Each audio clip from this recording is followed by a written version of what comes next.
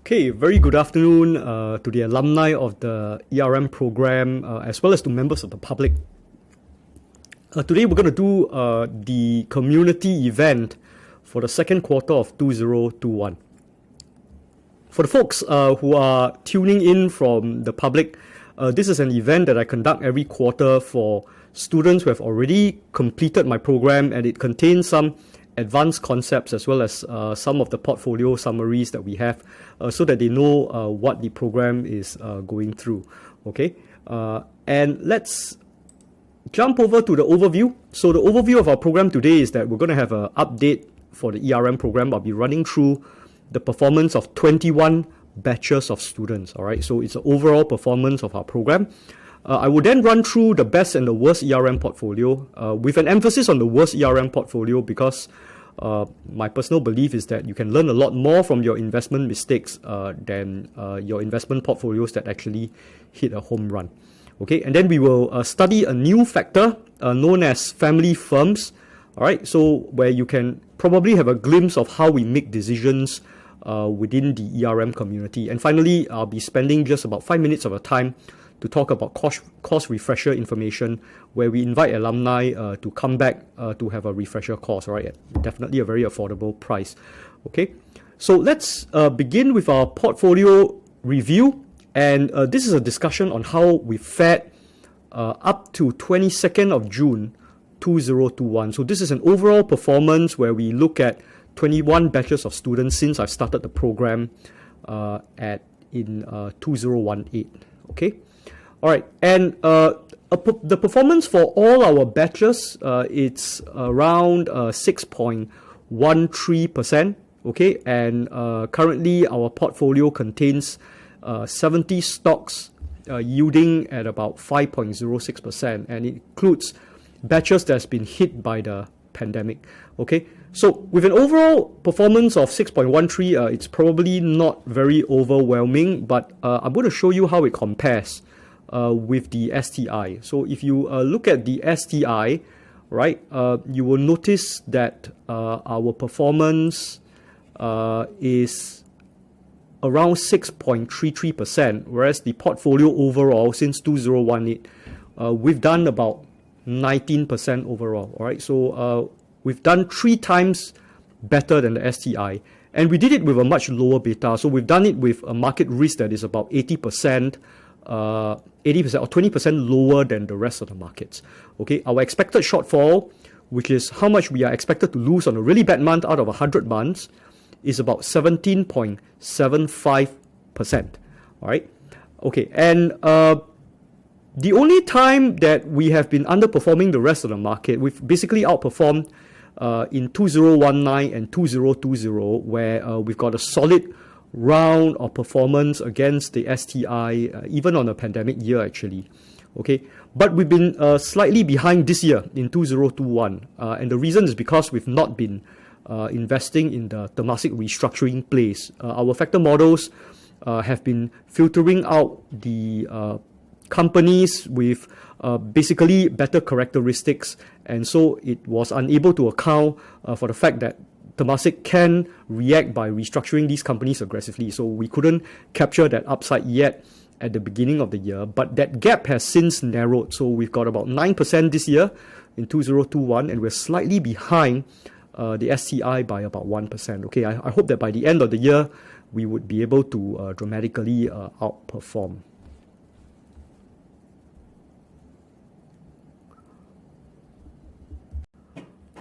Okay, so now we're going to have a discussion on the worst portfolio that we've built across all the 21 batches. So the worst portfolio in terms of internal rate of return comes from batch 7. Okay, and it's very surprising because batch 7 was not the portfolio that was built just prior to the pandemic. All right, so you can't really blame the performance of batch 7 on poor market timing. All right, but let's drill in and see how this catastrophic portfolio was being built and has fared. Okay, so the class was conducted on September 2019.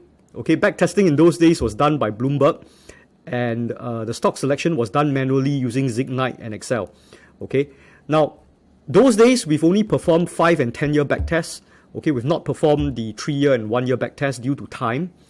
And students for that particular batch had a very interesting dilemma. They have to choose between a low PE, high dividend strategy versus a low PE, high market capitalization strategy. But the high dividend strategy eventually won because generally people just like dividends. And the portfolio likely did badly because the high dividend factor began to fail and the class was actually caught on an inflection point. So the fact that the high dividend factor would fail after the class is something that cannot be anticipated by the models that we use. Okay, and so if you look at the performance, right, it's really not so bad. The worst performing portfolio had an internal rate of return of negative 0.6%. All right, so it's really something that is really not a problem, right? So for a portfolio that is about $39,000 in size, it has merely lost $496, all right, merely lost $496. And over the next few months, as it accumulates more dividends, right, you're likely to be able to recoup your losses in a couple of months' time, okay? So it's really not such a bad deal, right? And this is already the worst out of our 21 batches, okay?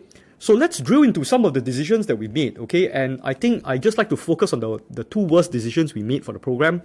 The first is a position in First REITs, and the second is a position on ComfortDelGro. The First REIT position was particularly disastrous. It lost 66%. The ComfortDelGro position, not so bad. It lost about 30%. All right.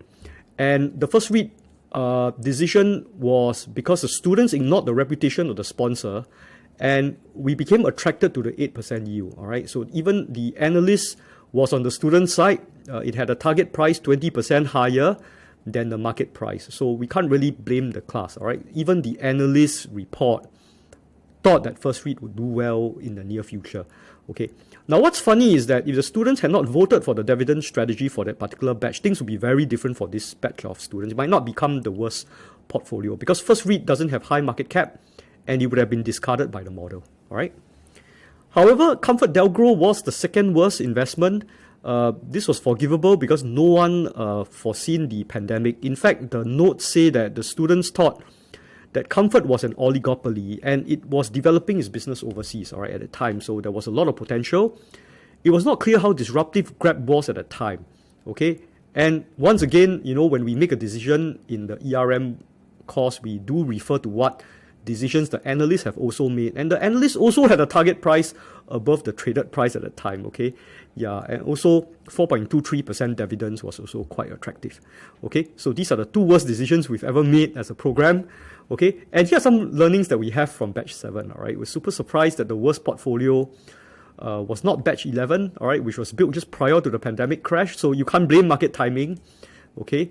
So likely batch failed because high dividends simply went out of fashion, all right? It simply went out of fashion immediately after that class. So the class was extremely unlucky, okay? And the yield on the portfolio was also fairly low. When the portfolio was built, it was yielding only 5% at the time, okay?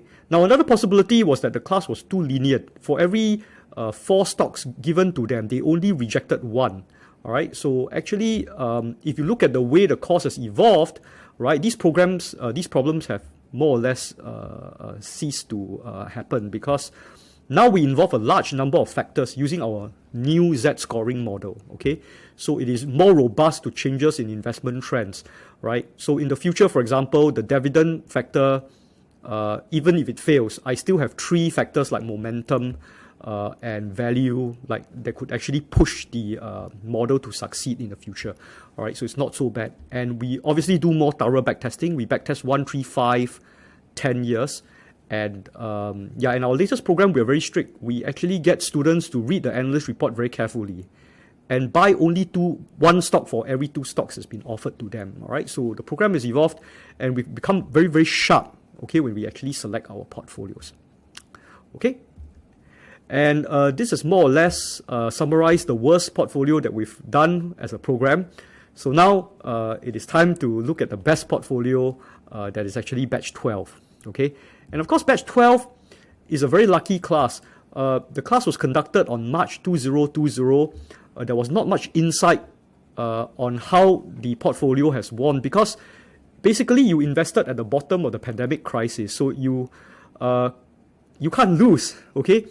In fact, For the students who went into a leveraged portfolio with a capital of $10,000, he would have made $6,000 from this portfolio alone. And that would have been close to 60% of earnings, okay? And if it is an unleveraged portfolio, you would still earn about 3 times the cost fee, okay? Yeah, so this is a very, very lucky and very successful batch, okay? And let's see what we can learn, all right, from this decision by looking at the individual counters. So obviously, when we looked at the various counters, right, these are not stocks that we would ordinarily not buy in ERM. These are very familiar counters, okay, and they've repeated themselves in many of the batches that I managed to buy. It just happens that for batch 12, they were buying all these counters at the bottom, okay? And what is very interesting is at the bottom of the table were 2 bonds, right? The Astria 5 and the Astria 4 private equity bonds. And I've included the bonds to actually lower the volatility of the portfolio. And even so, right, we've built a portfolio that yielded about 7%, right? Yeah, and when bonds become so cheap that they could be added into the ERM portfolio, you know that markets are actually highly affordable, okay? And even when you buy a bond, you can make 10%, all right? So it's really one of those once-in-a-lifetime kind of events, okay, for any investor, all right, in the stock market, all right? And so some 3 points on this portfolio, okay? First, the best time to sign up for ERM is when fear is at its peak, all right? So when everybody is afraid, there might be a chance of some pandemic or some problem going out of control, okay? And I wouldn't say that there is less fear in the markets today, right? We're looking at the Delta variant that's infecting a lot of countries. And we're also looking at the return of inflation into the market. So this is actually reason to actually build these highly conservative defensive portfolios because they might pay out quite well. All right. And we've also noted that when the ERM portfolio were to produce very high dividend yields, there is a tendency for the overall portfolio to do very well within a year. And of course, the final sign, it rarely happens in our program, is that when Astria bonds become viable, and that rarely happens as well, okay, then the portfolio would do generally quite well, okay? All right, so here's something that I want the seniors in my program to think about, all right? What if the idea that the ERM yield itself can be used to calculate a risk premium, okay?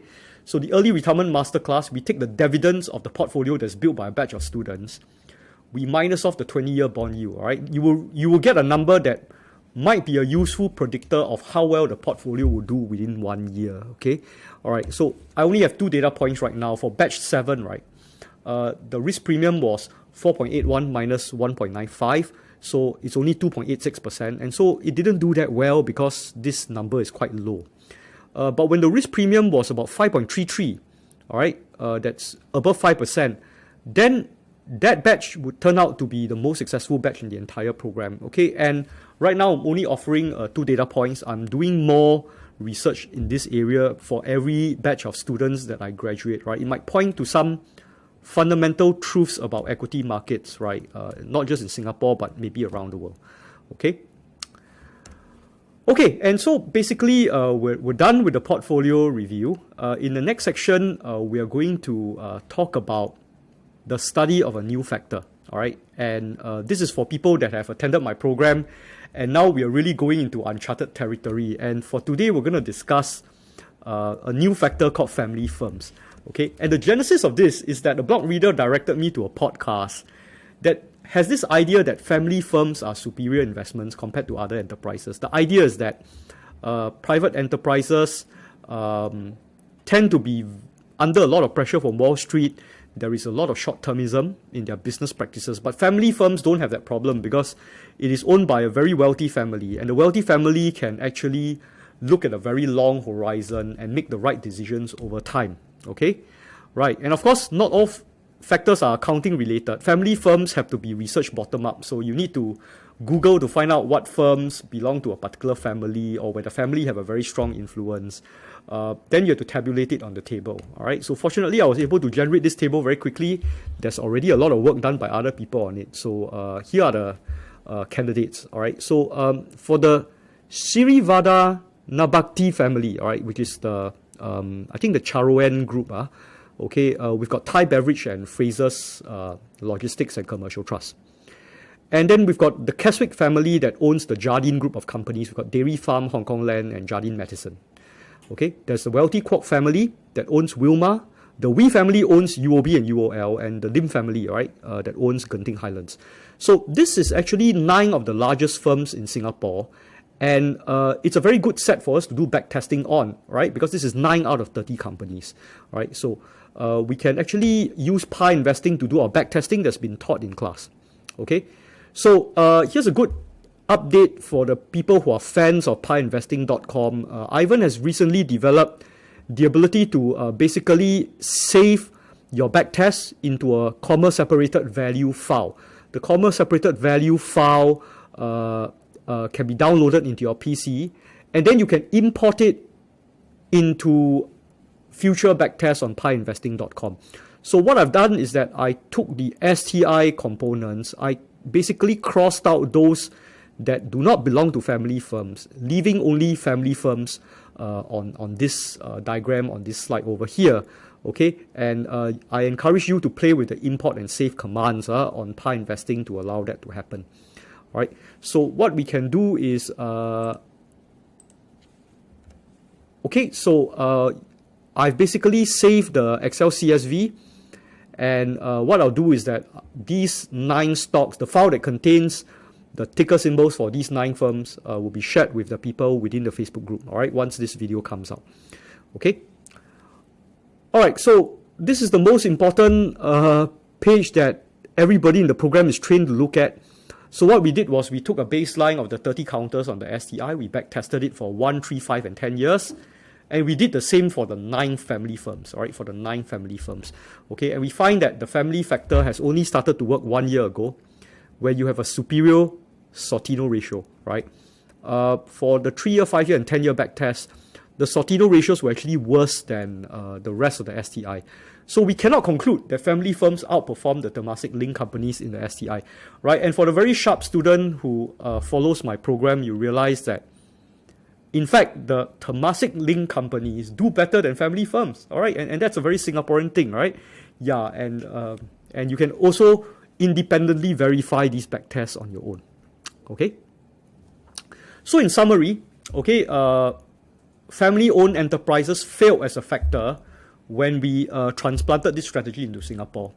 This is a reminder to test every hypothesis shared on social media. So when people present a new factor for you, okay, don't take the thing for granted, back test it, all right? And whether it works in Singapore or not, it's never a question. You can't argue your way through, right? You have to test it, and the numbers will tell you whether it works in Singapore.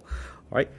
There's also a reminder that you should carry on and play with piinvesting.com. The new import and save features is very useful because I can now create customized stock lists for you to do future backtesting. All right. So you can expect that one day I will create a file with 150 of the largest market cap stocks in Singapore, and we can do backtesting based on this list of 150 stocks. So they'll be very useful to learn more things about the Singapore stock market, which is what we specialize in, right, in ERM.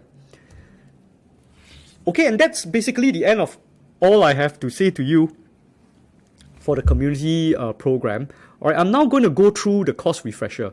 Okay, and this is to sign up for batch 21. Okay, not for batch 20, for batch 21. Okay, now the course has since evolved tremendously. It used to be a 2-day full day course. Now it is 4 days of webinar with 1 day of lab. We have managed to decouple ourselves from Bloomberg. We've got our tool to do backtesting now. And I've even developed a crowdsourcing tool where students can work together using the same platform to basically publish a portfolio that belongs to the class.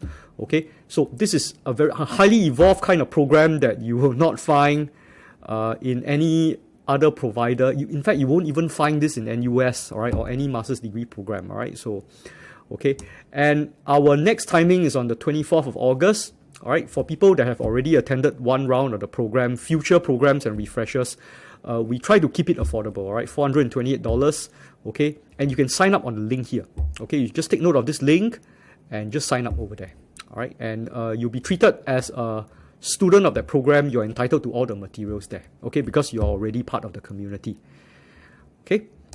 And finally, for people who are too busy to build their own ERM portfolio, I've actually been working with IFAS to actually allow students to basically build a portfolio that mimics the ERM program. Okay, the financial advisor will be IFAS, this representative, and you can scan this QR code to find out more. All right, so this is for, we've got special pricing for ERM alumni. And for people who are really too busy to build your own portfolio, you might want to just outsource it to someone else, right? We go as far as to deal with all the corporate rights issues, okay, and all the corporate actions, so that it's really hands-off for you, okay? All right. And basically, that's it for our community event for Q2 2021. I hope to interact with you and answer any questions you have regarding this video when we put it up in the group. Okay, and it'll be obviously accompanied by the PDF files as well as the CSV files, but that's kept within the community. All right, so that's the benefit of being in the community. Okay, I will see you in September for the third quarter updates, and that's it for me. Thank you and goodbye.